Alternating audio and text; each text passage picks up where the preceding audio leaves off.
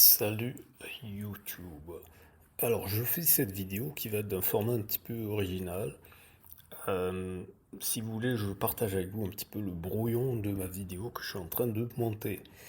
Pourquoi? Parce qu'il y a des commentaires que je veux faire et surtout parce que j'ai envie de publier une vidéo tous les jours et que j'ai pas fini de monter la vidéo, donc je me dis c'est mieux que je partage avec vous la vidéo où en fait c'est mes propres notes, d'accord? Parce que je sais pas si vous avez remarqué, mais les vidéos où il y a des figures de style, etc. Je donne l'impulsion, mais je le retravaille avec l'intelligence artificielle pour que ça soit tout carré et tout, etc. Mais c'est important aussi de conserver une authenticité et voilà, ça change de format. Alors, donc, je vais aborder une question qui va être très très très épineuse, mais, je vous invite à être patient et surtout faire des recherches par vous-même parce que je vous donne toutes les ressources pour que vous puissiez vérifier par vous-même que j'invente rien en fait. C'est très important de garder ça à l'esprit. J'invente rien. Et là, ils diront, ouais, c'est obsessionnel, tu fais une fixette là-dessus. Mais vous allez voir que en fait, c'est pas moi qui fais une fixette là-dessus, c'est Epstein. C'est Epstein. Moi, je n'ai fait que poser des questions et je me suis aperçu que en fait, Epstein faisait une fixette là-dessus et malheureusement, les journalistes, comme d'habitude, n'en parlent pas. Et si on n'en parle pas, c'est là que ça devient un problème. Alors, on va commencer par l'introduction que j'avais fait. Tout d'abord, il est très important de rappeler une évidence. Oui, je sais, en 2026, c'est une évidence, mais pas forcément pour tout le monde. Je suis un homme comme les autres. Voilà. Donc ça veut dire quoi, hein? Qu'est-ce que ça signifie? C'est simple, ça veut dire que je suis faillible, imparfait et mortel. Être faillible, ça veut dire que je peux me tromper, je peux m'emporter, je peux faire des erreurs. Donc c'est pour ça que je vous invite à le signaler dans les commentaires. Être imparfait, ça veut dire que vous pouvez m'apprécier pour certains aspects de ma personnalité, mais pas pour d'autres. On ne peut pas plaire à tout le monde.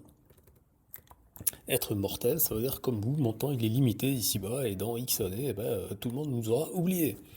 Mais cela étant dit, essayons de voir ensemble comment rendre le monde meilleur, ici et maintenant, parce que pour l'instant, c'est la seule chose qui soit sûre. La seule chose qui soit sûre, c'est que nous vivons sur cette même planète avec les mêmes salopards qui tirent les ficelles. Et la bonne nouvelle, c'est que pour une fois, nous avons peut-être les moyens de nous coordonner pour les mettre en échec. Allez, c'est parti. Know your enemy. Les personnalités françaises dans les fichiers Epstein. Ah oui, parce que, comme dirait l'autre, c'est pas une affaire française, c'est une affaire avant tout américaine. Ouais, tu parles, Charles. Alors, il est très important d'apprendre à connaître l'ennemi. L'affaire Epstein est une véritable aubaine parce qu'elle nous livre enfin sur un plateau la preuve de toutes les tartufferies qui polluent la civilisation occidentale et en particulier en France. Ah oui, parce qu'en France, on est gratiné. Alors d'abord, il est extrêmement important de comprendre que le clivage droite versus gauche, c'est une incroyable arnaque. Et la meilleure preuve de cette arnaque, c'est la photo où Noam Chomsky, considéré comme le penseur de gauche le plus structuré intellectuellement, et Steve Bannon, tellement à l'extrême droite qu'il considère que le RN c'est des gauchistes, et il contribue activement à la renaissance de l'extrême droite en Europe.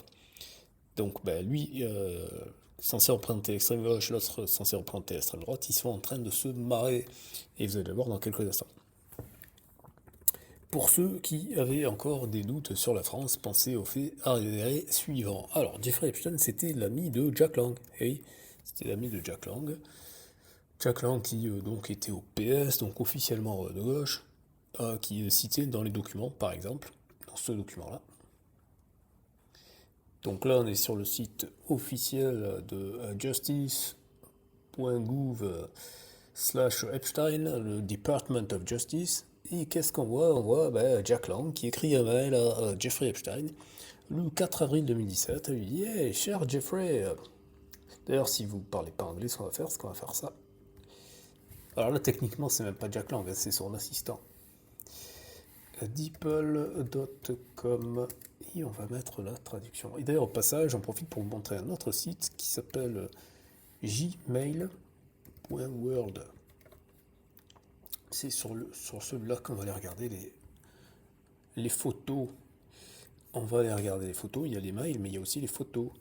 Par exemple, si on va sur J-Photo, on peut voir par exemple si on tape Noam Chomsky. on le voit dans le jet de Jeffrey Epstein, hein, donc aucun doute.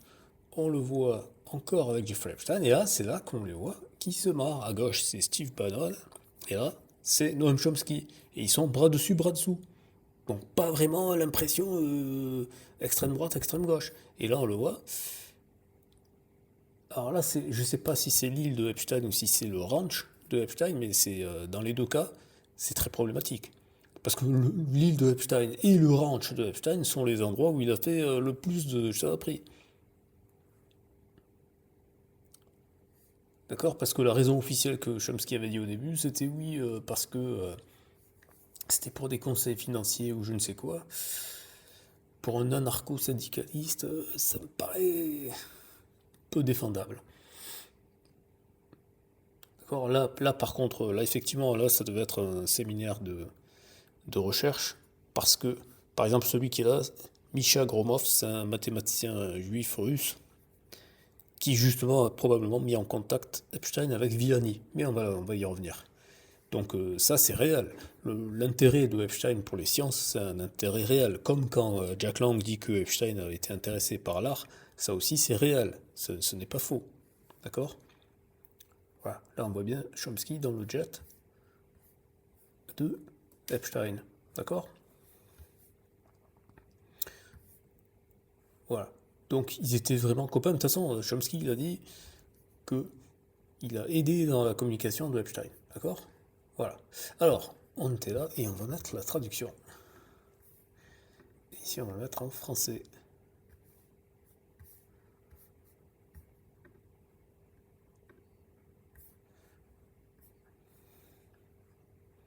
Alors, cher Jeffrey, Jack Lang demande si le vol est déjà enregistré à l'aéroport de Marrakech.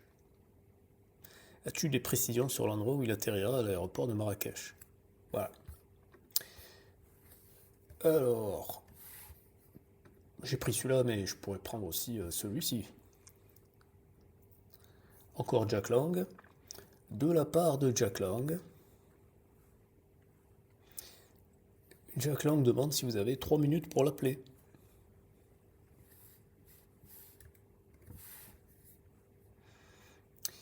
Et donc, Jack Lang qui dit que ouais, il était au courant de rien, etc. D'accord, donc là c'est en 2017. Hein.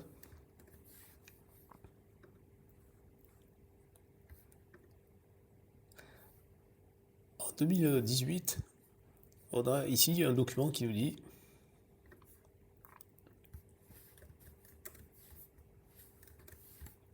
on va le mettre à la traduction ici.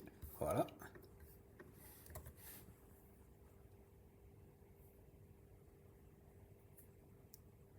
Le ministre du Travail, Alexander Acosta, lorsqu'il était procureur fédéral. Donc en 2018, il est ministre du Travail sous Trump. En 2008, il était procureur fédéral à Miami.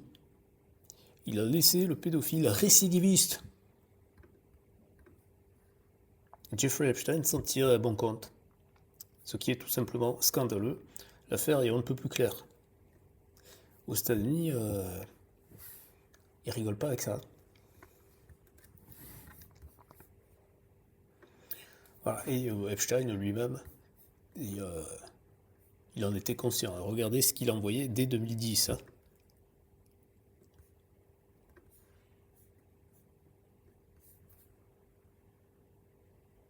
Jeffrey Epstein, le milliardaire pédophile qui s'en sort libre. Le Daily Beast. Alors malheureusement, si je clique dessus, il va me dire que le lien a disparu.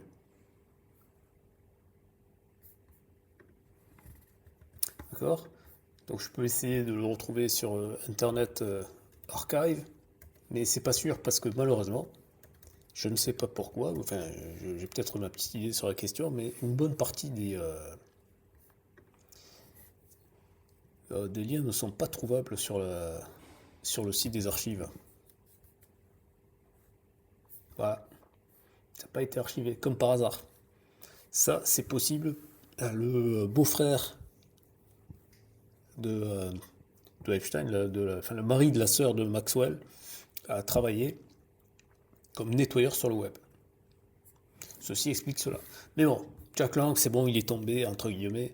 Puis de toute façon, Jack Lang, il a un pied dans la tombe, donc ça va pas changer grand-chose. Passons à un deuxième, Jack Lang, je rappelle, un PS, donc soit dit dans la gauche. On pourrait se dire c'est une affaire de gauchiste. Bah pas vraiment. Olivier Collomb, collaborateur de Sarkozy, donc de droite.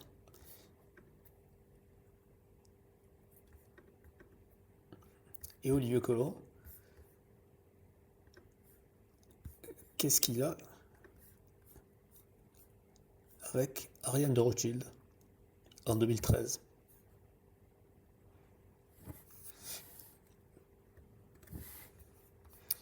Mais aussi avec Josh Rameau. Voilà, c'est lui.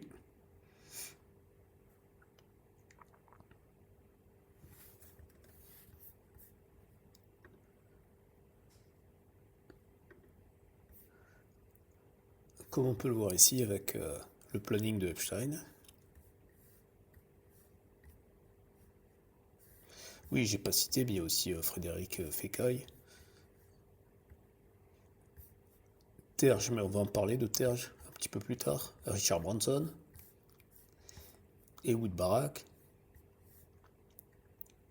Olivier Collomb. Voilà. Jack Blonde. Mette, la princesse de Norvège, ou plutôt l'épouse du prince de Norvège, Ehud Barak, Rothschild. Et voilà, ici, Georges Campo, Rothschild, Olivier Collomb. Allez, passons maintenant à Stanislas Dehaene, éminent neuropsychologue, proche de Jean-Michel Blanquer, donc centriste sous Macron. Il aurait rêvé rencontrer Jeffrey Epstein, comme l'atteste le document suivant. Voilà, John Brockman qui écrit à Epstein à propos de Stanislas Dehaene. Stanislas Dehaene qui écrit à John Brockman à propos de la rencontre avec Epstein à Paris.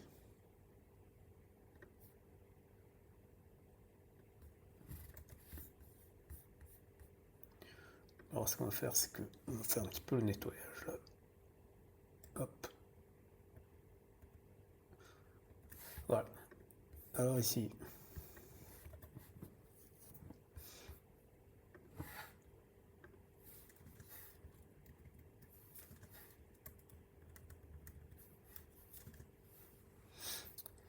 Voilà, cher John, merci de m'avoir prévenu, je le contacterai dès mon retour. Plus tard dans la semaine, je suis actuellement en Bretagne où je fais de la planche à voile et où j'écris sur les signatures de la conscience. Ça commence à m'enthousiasmer.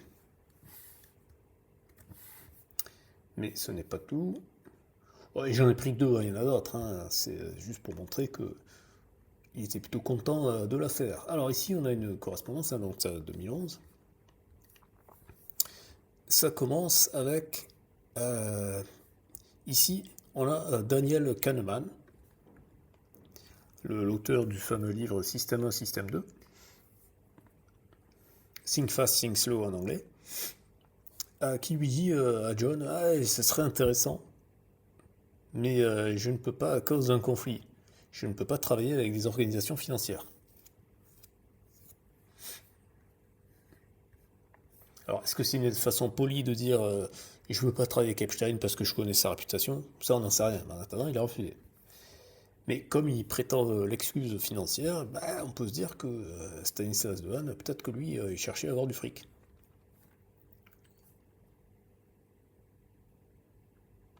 Voilà. Et après, ça, c'est le message qu'on a vu tout à l'heure. Parce qu'il y a pas mal de redondance. Alors, il y en a un autre, il y en a deux autres.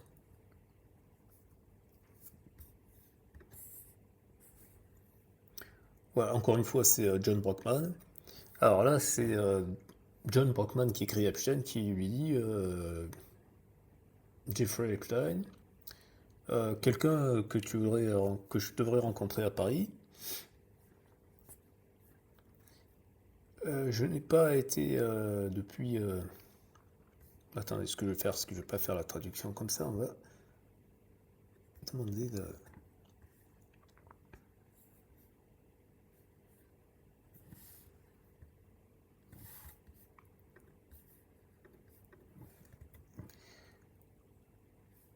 Alors, là, me dit ça. Alors, ce que je vais faire, c'est que je vais ouvrir le truc. Voilà, comme ça, au moins, on va pouvoir traduire plus de caractères. Et alors, si on en a plus, et on va même traduire le PS.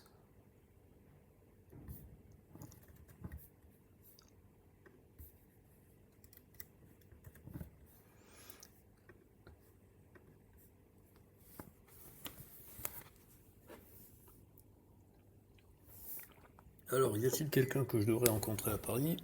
J'arrive à l'hôtel Montalembert vendredi matin, le 9 décembre, en provenance de Zurich.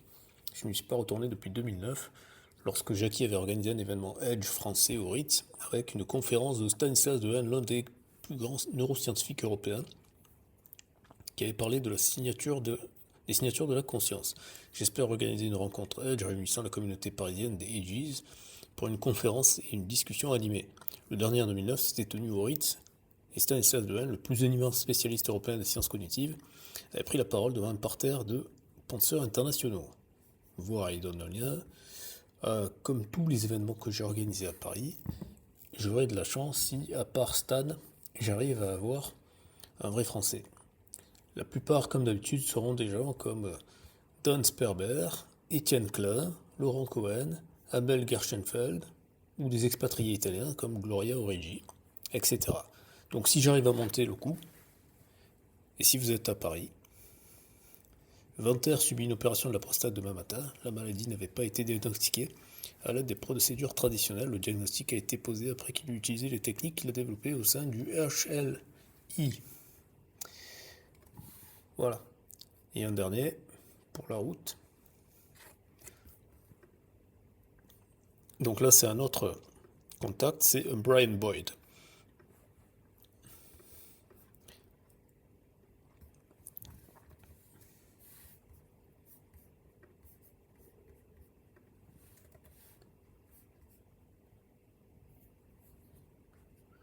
Stanislas Dehaene, professeur au Collège de France, directeur de Neurospin et auteur de Le sens des nombres, est sans conteste un spécialiste de premier plan.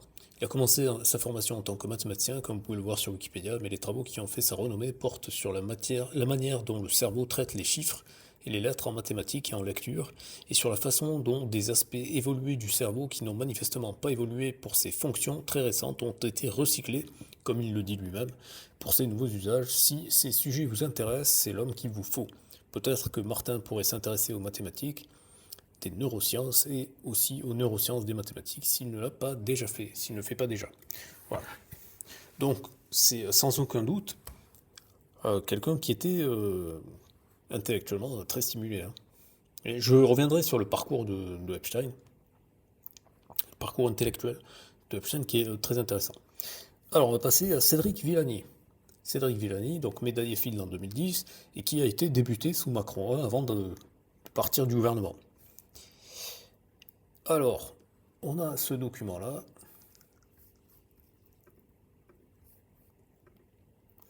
Voilà, du 16 octobre 2017, donc après l'élection de Macron. Et on a une correspondance comme ça entre Epstein et Cédric Villani. Donc là, on voit sa signature. Hein. Professeur à l'université Claude Bernard de Lyon, etc.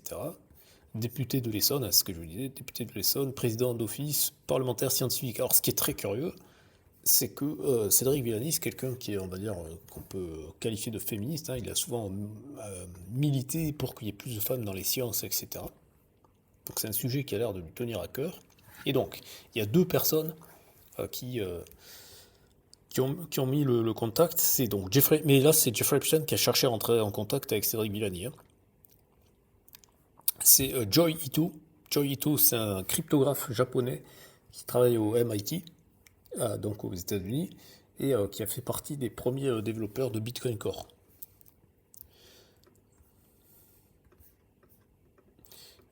Comme je disais, Misha Gromov, c'est aussi un ami de Jeffrey Epstein.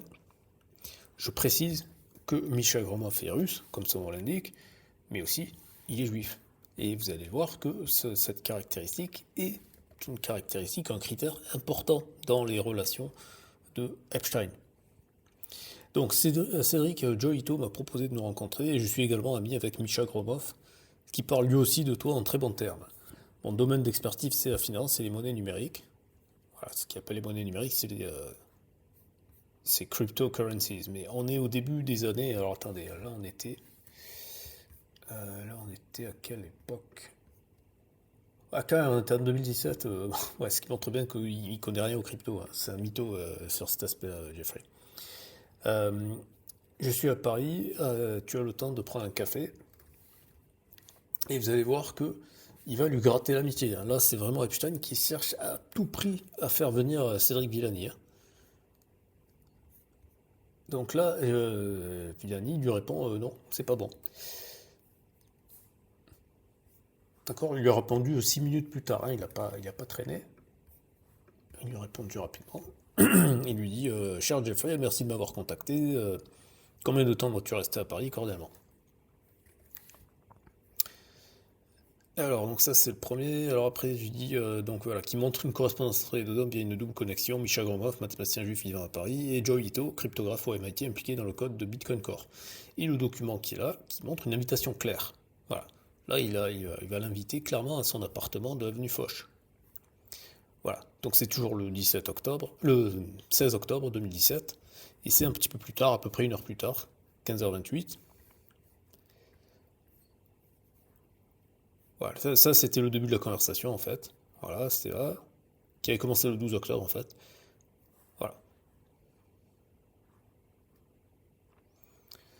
Ensuite, donc, ça c'est ce qu'on avait vu, ok. Et là, il lui dit, si tu veux venir dans mon appartement avenue Foch, ce soir, pour prendre un café.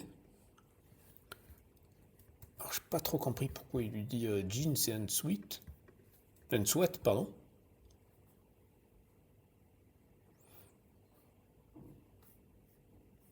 Ouais, c'est pour la tenue, ouais, je sais pas ce qu'il veut dire. Alors, ça c'est ambigu parce que soit ça voudrait dire que il faisait des soirées à thème avec un dress code, je sais pas. Alors, et donc Viviani qui lui répond merci, mais ce soir je suis déjà pris. Je vais regarder tout de suite si demain ce sera possible. Donc là on est le lundi, donc quand il dit demain c'est le mardi. Vous allez voir dans un instant pourquoi je dis ça. La dernière communication entre eux, enfin en tout cas dans cet échange-là, j'ai pas épluché toutes les conversations, hein, faut pas déconner non plus. C'est Jeffrey Epstein qui relance et qui lui propose mercredi. D'accord, là si on vient ici et que on enlève ça pour accéder à la moteur de recherche, voilà, si on met Cédric Villani,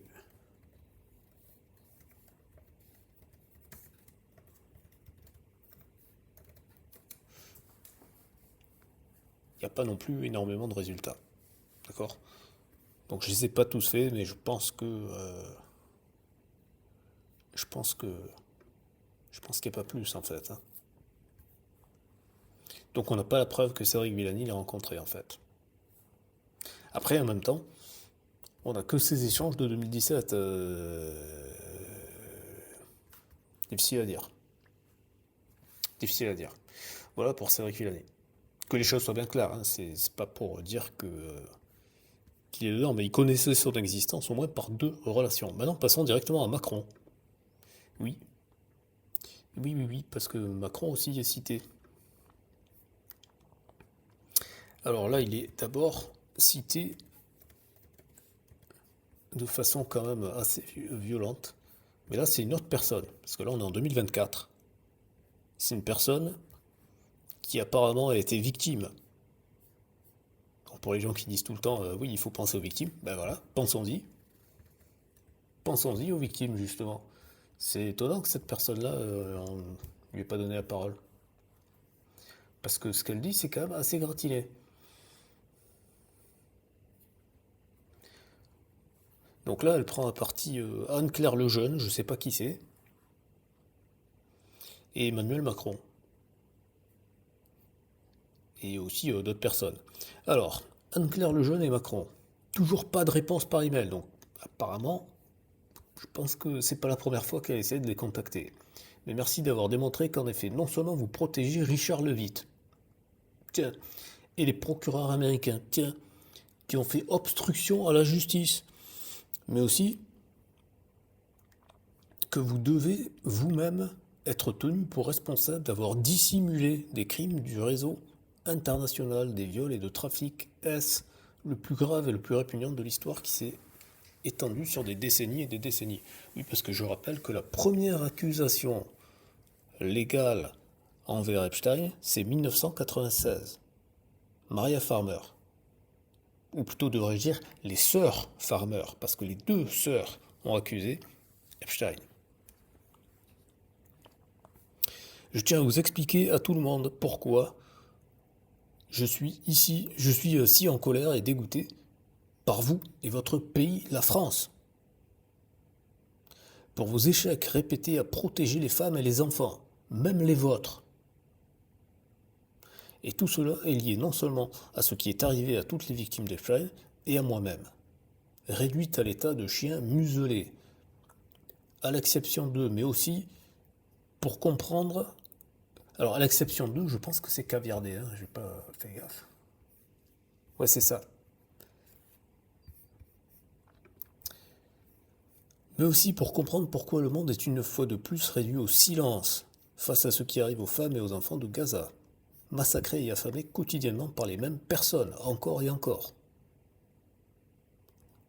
Année après année, décennie après décennie, le monde ne restera plus silencieux.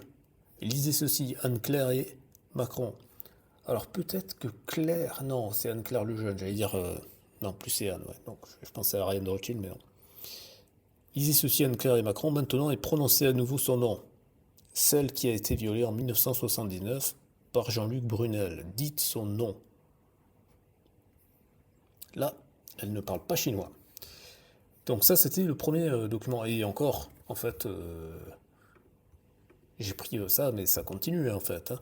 Parce que si vous voyez, je peux vous faire ce paragraphe-là hein, pour vous montrer que c'est du très très gratiné. Hein. C'est du très très gratiné et ça se passe en France. Hein.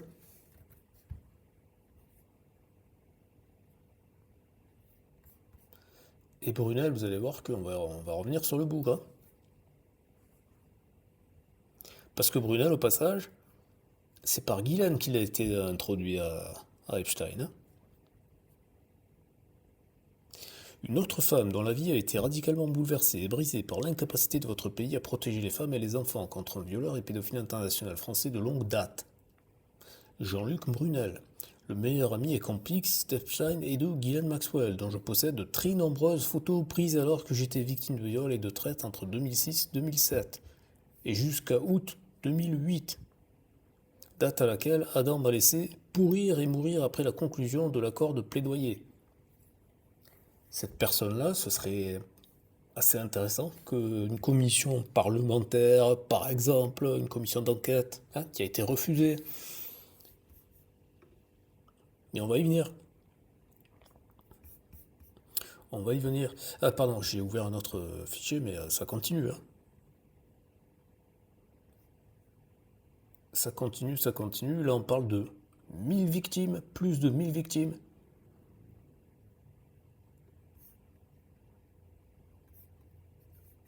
Et ça parle encore de Brunel. Après, évidemment, ça parle de Prince Andrew et de plein d'autres personnes. Hein. C'est encore Brunel. Hein.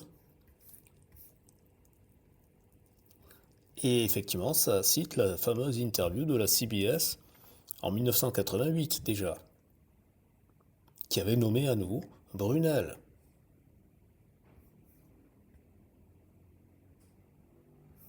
D'accord. Donc oui. Et Maxwell, elle est French citizen, citoyenne française. D'accord. Donc je peux vous dire, voilà. D'accord. Donc vous voyez, hein, les documents, c'est officiel, il y a le numéro du document, hein, si vous voulez faire la recherche par vous-même. D'accord. Voilà. Alors on passe à celui-là. Celui-là, c'est Barrett Paul, Brad Weschler, et il y a Jeffrey Epstein, et Richard Kahn qui est le comptable de Epstein.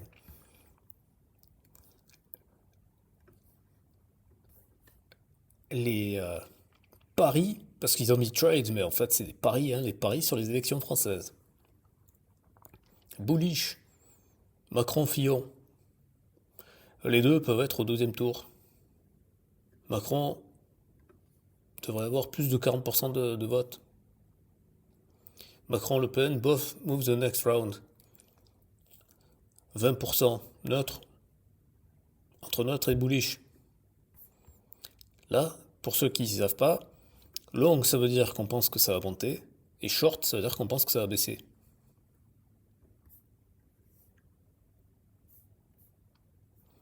Ok? Voilà, bearish c'est en baisse, Le Pen Mélenchon. Donc ça c'est les codes des paris. Ok? Alors, code de Paris sur les élections françaises. Alors ici on a une conversation par iMessage. Alors il doit y avoir la version avec l'interface de iPhone, mais j'ai pas envie de chercher parce que il y a plus de 200 occurrences de Macron, hein, donc j'allais pas tous me les taper. Donc là on a une communication entre Larry Summers et Epstein. So far quite good. Good news, blablabla. Et on va voir apparaître dans la conversation Macron. Alors attendez, je crois qu'on va le chercher comme ça ira plus vite. Voilà. Yes, been with Front National all day. About to deliver a death blow to Macron. Donc vous voyez qu'il est ni à gauche ni à droite. Il est dans tous les coups. Il est dans tous les coups. Il fricote avec tout le monde. Tous les chemins mènent à Epstein.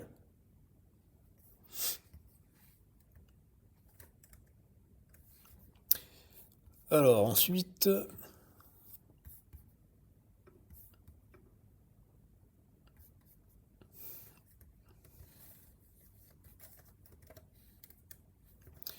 Alors Macron ici. Macron qui devait avoir la réponse. Alors là, quand c'est écrit en capital, ça veut dire que c'est quelqu'un qui est très énervé. Qui devrait rendre des comptes. C'est ça qu'on lui demande. On lui demande de rendre des comptes. Ah, qui nous disait, s'il cherche un responsable qui vienne me chercher. Bah ouais. Macron devrait répondre à cette question. Ou bien va-t-il s'en tirer à bon compte pendant que vous vous débarrassez vous-même de ce gâchis? J'ai même eu une violente altercation avec le personnel de la maison d'Epstein dans sa résidence à Paris. CNN était là. Je suis sûr que les journalistes français peuvent vous dire de quel reporter de CNN il s'agissait. Macron et le gouvernement français doivent certainement être tenus pour responsables. Ça parle pas chinois là. Page 18, le lien entre Brunel. Alors, ce qu'on va faire, si je veux exactement la page 18, je vais l'ouvrir comme ça. Et on va aller. Page 18.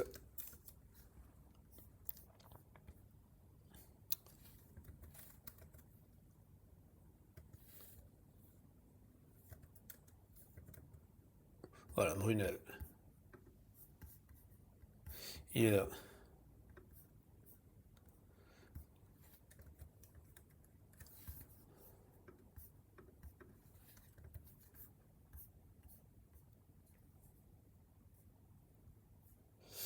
Voyez-vous, j'ai un témoin de première main qui affirme que Jean-Luc Brunel était le plus grand trafiquant d'enfants et de femmes européens vers le Royaume-Uni et qui a même nommé la femme Bella la tenancière. Pourquoi l'Europe ou le Royaume-Uni n'ont-ils pas reconnu leurs implications dans les crimes d'Epstein? Voilà. D'accord? Donc ça balance sec. Ça balance sévère. Ah oui, les autres diront c'est des témoignages, etc. Ouais, je suis pas juge. Mais il n'y a pas de fumée sans feu là. Alors ici on a le sultan bin Sulayem,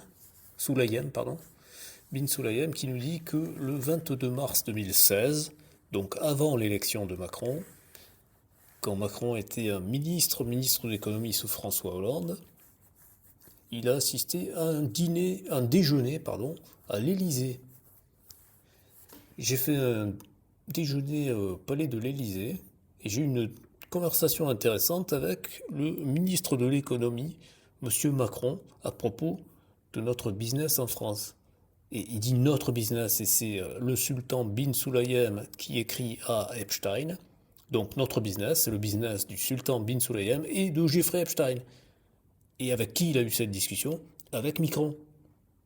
Donc Micron connaissait l'existence de Epstein en 2016.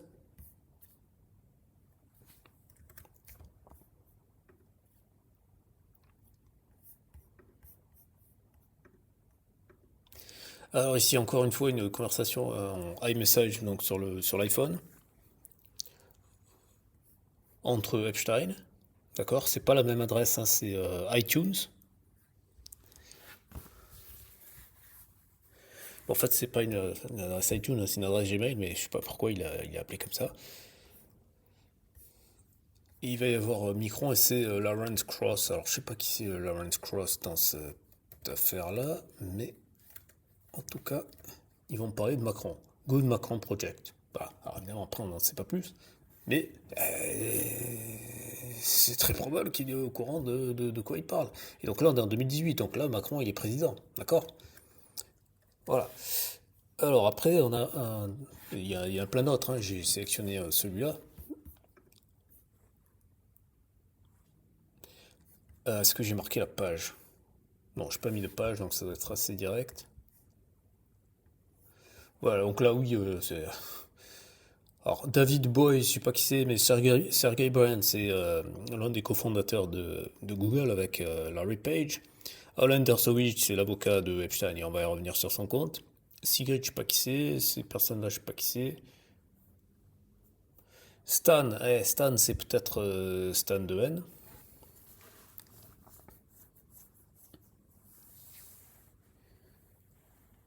Donc, en tout cas, cette personne-là accuse toutes ces personnes-là d'avoir fait obstruction à la justice. Et bon, elle est très énervée, elle les insulte, et notamment Sergey Brin. Sergey Brin, il y a une photo de lui sur la fameuse île d'Epstein, hein.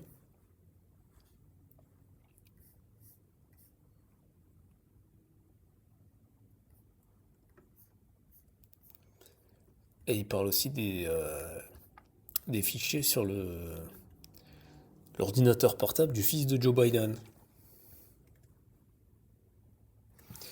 Voilà, voilà. Bon, alors maintenant on va passer à Brunel.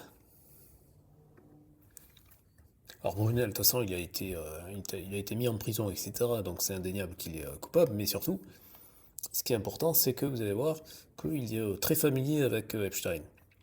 Hello Jean-Luc, Jeffrey is asking, est-ce que blablabla. Et un petit peu plus tard dans la conversation, il nous parle de pyjama party. C'est quand même assez familier comme chose. Et après, on va voir un autre aspect que j'ai évoqué, mais qu'on va insister un peu plus. Ben oui, c'est que c'est pas seulement de la déconnade et des filles, etc. Il y a un profond sentiment communautaire. Et je suis désolé, mais c'est important de le signaler. Vous allez le voir dans ces relations, et on va le voir un petit peu après. D'ailleurs, je vous avais déjà montré sur cette chaîne, hein, les extraits de la vidéo Speak Alive. Non, c'est pas Youglish, c'est YouTube. Voilà. Où on voit Jean-Luc Brunel avec. Eh ben avec Speak Life Epstein. On le voit avec une casquette Israël, pas avec une casquette France. Donc dire Jean-Luc Brunel est français, ouais, c'est vrai, mais son cœur penchait un peu plus du côté d'Israël. Alors, où est-ce qu'on voit Brunel? Je suis bigleux ou quoi? Bru. Voilà, c'est là.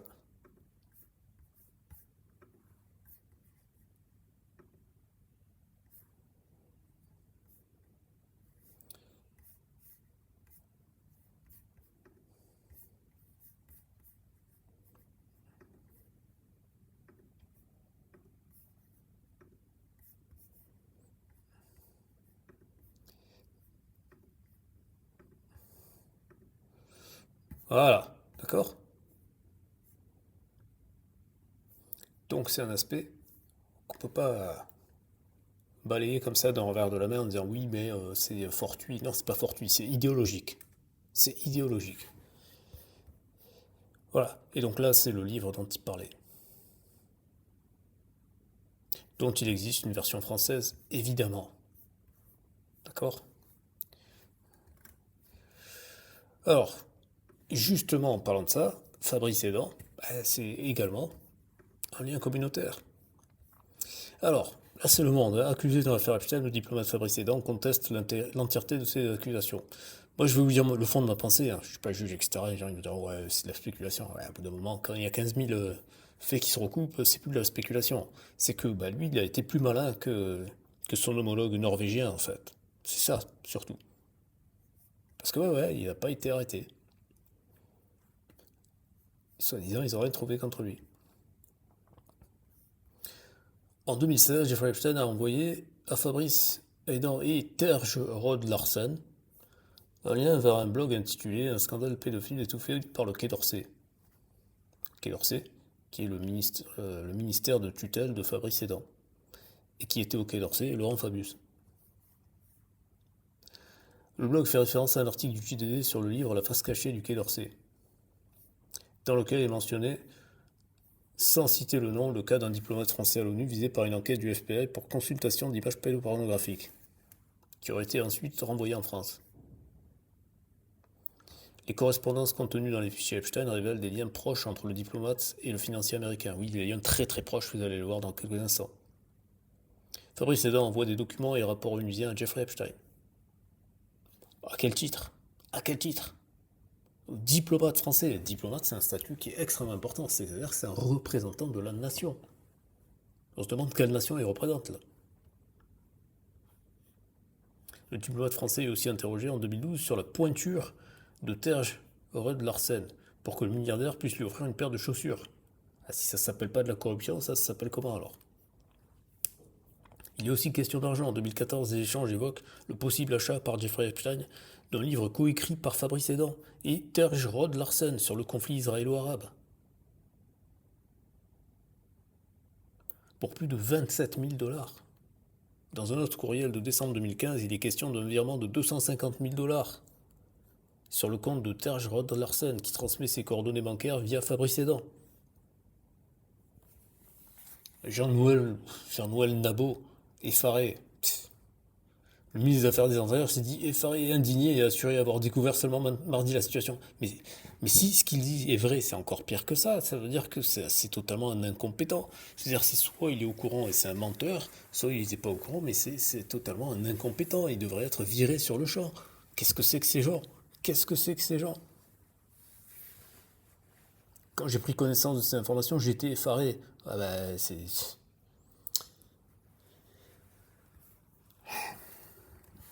Alors donc, les fichiers, donc ceux du Monde, ils sont mieux que ce que je vais vous montrer là. Moi, je vais vous montrer juste que Epstein et Fabrice Adam, ils étaient potes. D'accord? En 2012, il lui dit quelle est la pointure? Voilà, ça c'est la pointure pour Terge machin.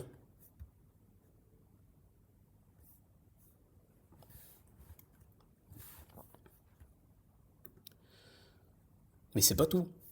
C'est pas tout.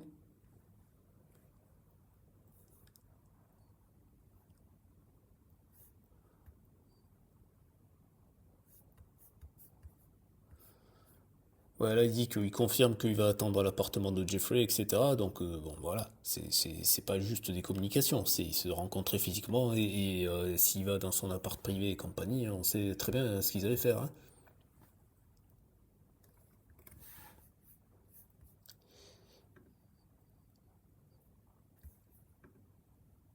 Et regardez ce qui se passe ici. Donc là, Fabrice Edan lui dit voilà. Et là, il dit j'attends quelle est la prochaine étape.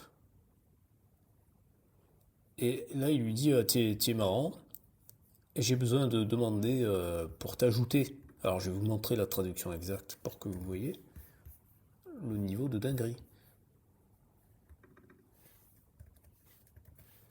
C'est pas, j'ai organisé une soirée, enfin mon voisin il a organisé une soirée, donc j'invite un ami ou je ne sais quoi.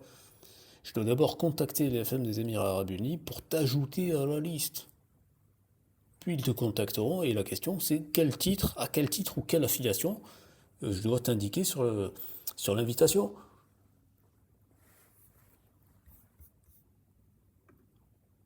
Attendez, on va fermer ça parce que là il y a trop de trucs.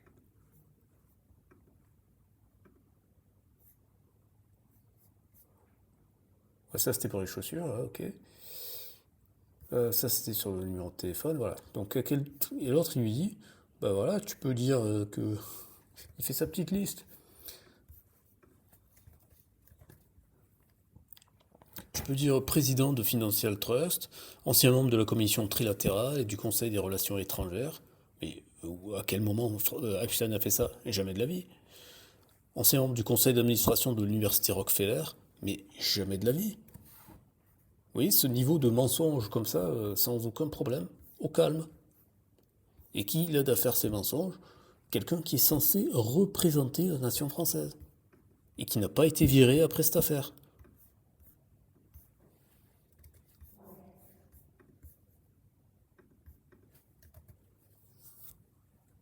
Cette biographie est destinée au livret présentant les participants, qui devrait être la personne de contact au sein de votre bureau pour gérer la correspondance relative à la logistique. Et enfin, dernière cerise sur le gâteau.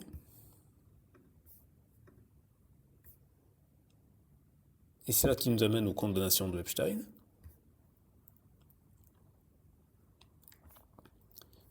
Epstein qui lui dit machin, donc son nom a été caviardé, et en attente devant au consulat pour son visa. Est-ce que tu peux aider? Donc accélération de procédure dans le cadre de l'obtention d'un visa. Quel consulat dans quelle ville? En Norvège. Je pense que c'est le consulat norvégien à New York. Voilà. Alors, ensuite, on a notre Daniel Siad qui a été présenté par les médias comme un Algérien. Ah oui, c'est vrai, il est né en Algérie. Mais regardez comment lui, il se décrit. Berbère, juif. D'accord? Voilà, donc là, ils nous disent qu'il a été dans l'affaire Epstein, etc. Que pour l'instant, il n'a pas été condamné, ainsi de suite. Ah, c'est comme pour Aidan, hein, c'est mieux démerdé que les autres, hein, c'est tout. Et de 2017 à 2020, il est désigné comme le représentant diplomatique du mouvement d'autodétermination de la Kabylie.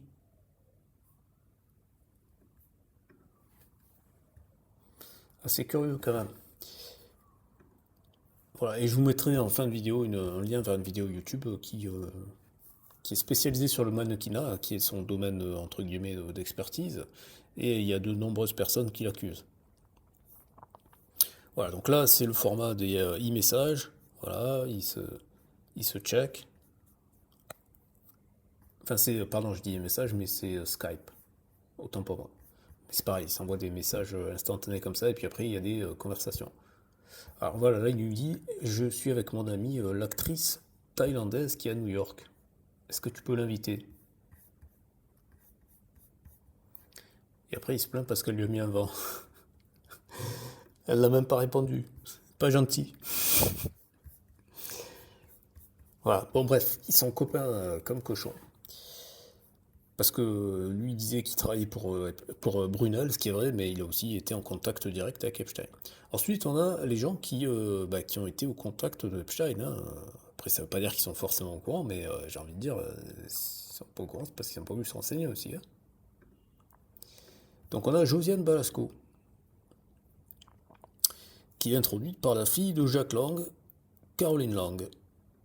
Alors Caroline Lang qui commence la conversation ici, on a Sophie Duménil qui a fait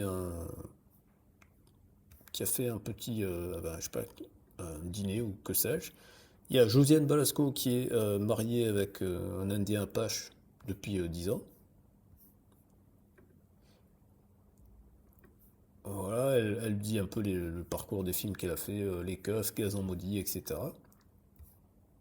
les bronzés font du ski, le Père Noël est une ordure, blablabla.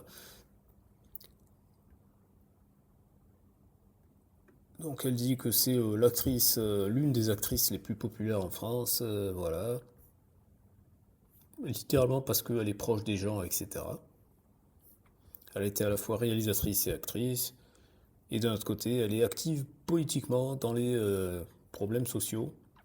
En fait, c'est la seule actrice en France qui se bat pour les immigrants et les personnes sans maison.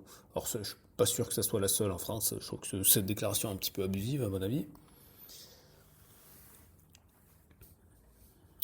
Voilà. Donc ça, c'est la femme qui était la fille adoptive de Woody Allen, parce que Woody Allen est aussi de la bande, hein, c'est le bon ami des Lang. Voilà. Et qui confirme, ce sera un déjeuner demain à 12h45.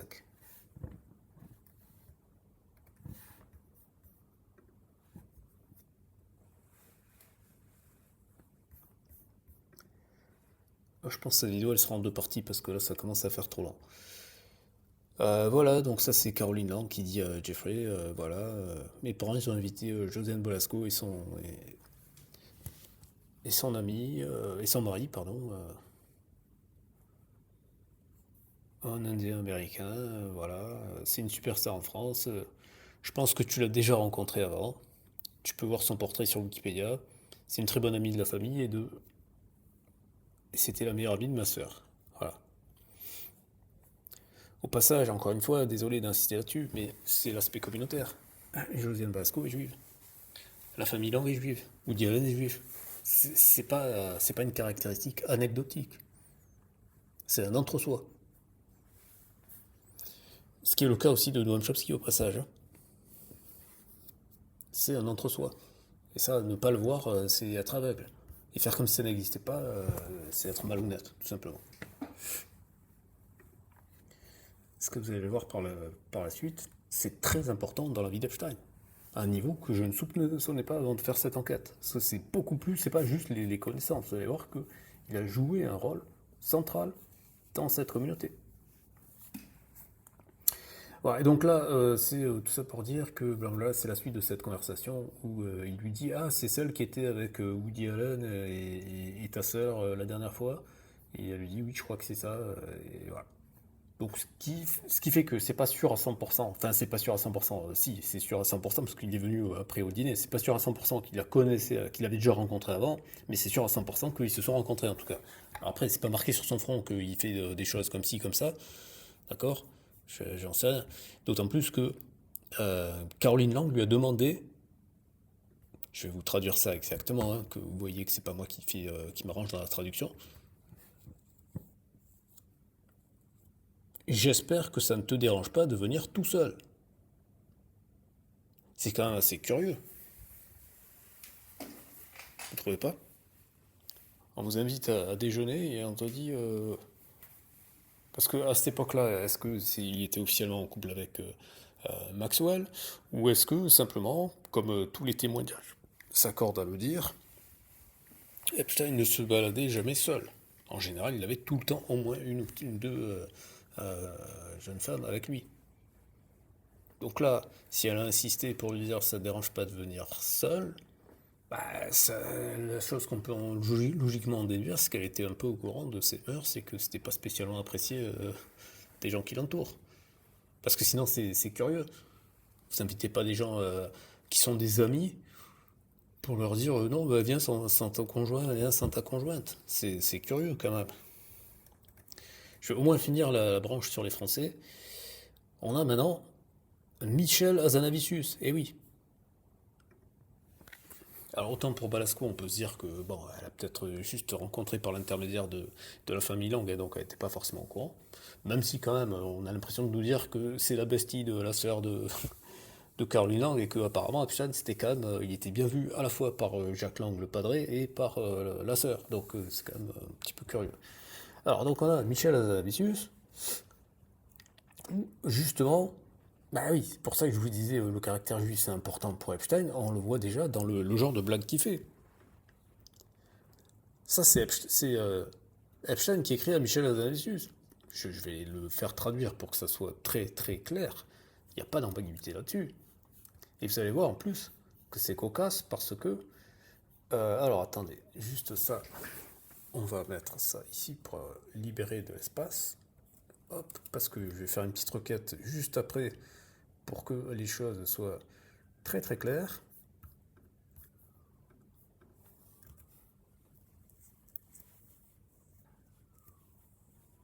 Voilà, donc ça c'est Epstein qui parle à Michel Hazanavicius qui lui dit les juifs sont riches.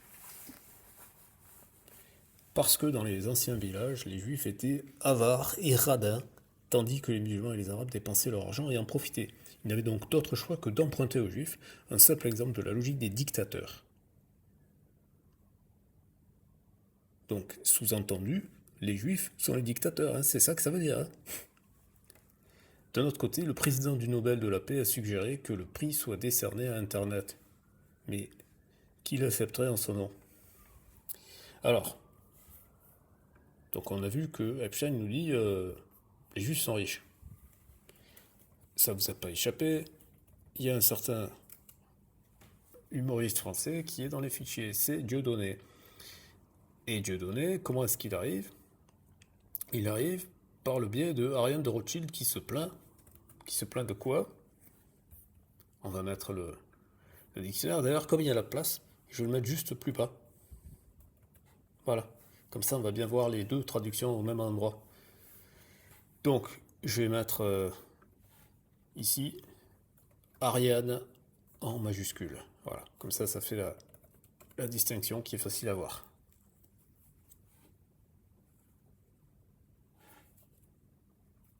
Voilà. Donc ça, c'était le message de Jeffrey Epstein, et ça, c'est le message de Ariane. Ariane qui dit Salut Jeff, tu veux savoir ce que j'en pense? Que nous sommes pris entre Kafka et le national-socialisme. On m'a envoyé une vidéo récente d'un politicien français appelé Dieudonné sur les juifs et l'argent. C'est scandaleux que l'on dise encore cela aujourd'hui en France. Le pire, c'est le nombre de spectateurs. Je veux discuter avec toi quand je viendrai à New York. Alors, si c'est Dieudonné, c'est scandaleux. Si c'est Epstein, ça va, ça passe crème. Moi, je pose la question. Ils disent littéralement la même chose, les juifs et l'argent. D'autant plus que je pense que dans le sketch de Dieudonné, je ne sais pas quel sketch exactement elle fait référence, mais je pense pas qu'ils disent exactement ce que dit Epstein pour la justification. Mais voilà. Hein. Je pense que on s'est bien foutu de notre gueule pendant des années. Et jusqu'à aujourd'hui, hein, je rappelle que les gendarmes, et que ça coûte de l'argent, hein, les gendarmes l'ont poursuivi jusqu'en Espagne, hein, en 2026. Il a tué personne. Il a frappé personne. Alors, donc là, c'est toujours avec Hazanavicius, et qu'est-ce qu'il nous dit?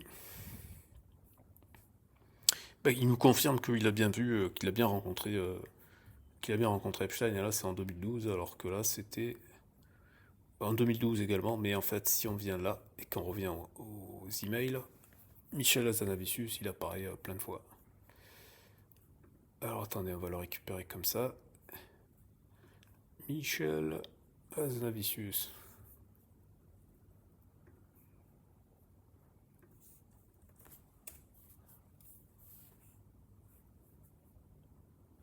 Alors attendez, parce il a transformé en...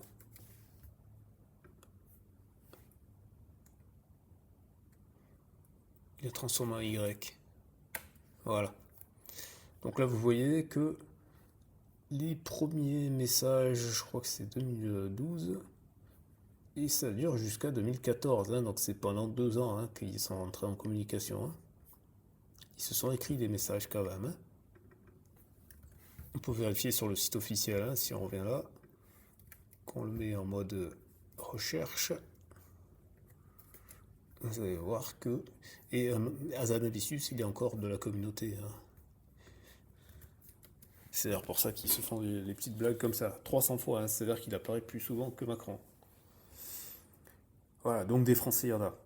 Des Français, il y en a. Et après, ça m'amène à la section sur le suprémacisme, mais ce sera la deuxième partie de la vidéo. Alors encore une fois, ne soyons pas bêtes, ne tombez pas dans l'amalgame primaire. Ça ne veut pas dire que tous les juifs sont nécessairement dans l'argent, etc. Mais ça veut dire que pour Epstein en tout cas, c'était quelque chose de très important et il n'hésitait pas à en parler. Et on le sait aussi qu'il l'a fait. Hein. Wexner s'est bien plaint qu'il lui avait piqué de l'argent. Hein. Stéphane Offenberg. T'as tous les gens qui ont collaboré avec lui se sont fait voler de l'argent à un moment donné. Ouais, non. Ils l'ont tous dit. Et je rappelle que euh, Bernard Madoff, il était juif, il a arnaqué des gens de sa propre communauté. Donc, évidemment que tous les juifs ne sont pas des salauds, des machins, des trucs, mais n'empêche que pour Epstein, c'était un critère très important et on va le voir dans la prochaine vidéo. Donc abonnez-vous, mettez un pouce vers le haut, partagez, commentez. On va voir que c'est quelque chose de très très important pour lui et que ça fait partie de sa classification, de sa vision hiérarchique des êtres humains.